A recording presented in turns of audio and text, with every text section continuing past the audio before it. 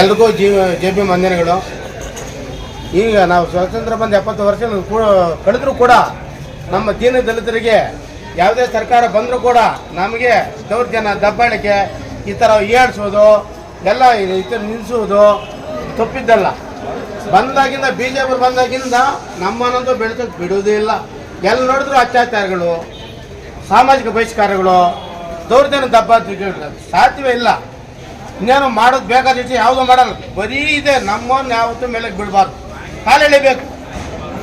ಈ ಉದ್ದೇಶ ಇದ್ದಂದು ಅವರು BJPಯಲ್ಲಿ ಒಂಥರ ಇದಿಲ್ಲ, ಶಿಸ್ತುನಿಲ್ಲ. ಯಾರು ಏನು ಮಾಡ್ತಾರೆ ಅದ್ರ ಬಗ್ಗೆ ಆಕ್ಷನ್ ತಗೋಬೇಕು, ಅವ್ರು ಕಡಿವಾಡ ಆಗಬೇಕು. ಅವರು ಮಾಡೋದೇ ಇಲ್ಲ. ಮೊದಲವ್ರು ಏನು ಹೇಳಿದ್ರು, ನಾವೆಲ್ಲ ದಲಿತರ ಪರ, ಅಂಬೇಡ್ಕರ್ ನಾವು ಈ ಮಟ್ಟಕ್ಕೆ ಬರ್ತಾ ಇಲ್ಲ. ಈಗ ನಾವು ಕೂರ್ಬೇಕಾದ್ರೆ ಅವರೇ ಕಾರಣ, ಬರೀ ನಾನು ತೋರಿಸ್ತೇನೆ. ಈಗ ಅಮಿತ್ ಶಾ ಅವರು ಒಬ್ಬ ಗೃಹ ಮಂತ್ರಿ ಆಗಿ ಇವರು ಸಂಸತ್ತಲ್ಲಿ ಈ ಥರ ಮಾತಾಡಿರೋದು ತುಂಬ ಖಂಡನೀಯ. ನಾವೆಲ್ಲ ದೀನದಲಿತರೆಲ್ಲ ಅದನ್ನು ಖಂಡಿಸ್ತಾ ಇದ್ದೀವಿ. ನಾವು ಈ ಕೂಡ ನಾವು ಏನು ಮಾಡಬೇಕಂದ್ರೆ ಗಡಿಪಾರು ಮಾಡಬೇಕು, ಆ ಮಂತ್ರಿ ಸ್ಥಾನದಿಂದ ತೆಗಿಬೇಕು. ಈಗ ಇಲ್ಲಾಂದರೆ ನಮ್ಮ ದೇಶಕ್ಕೇನೆ ಕಪ್ಪಿ ಚುಕ್ಕೆ.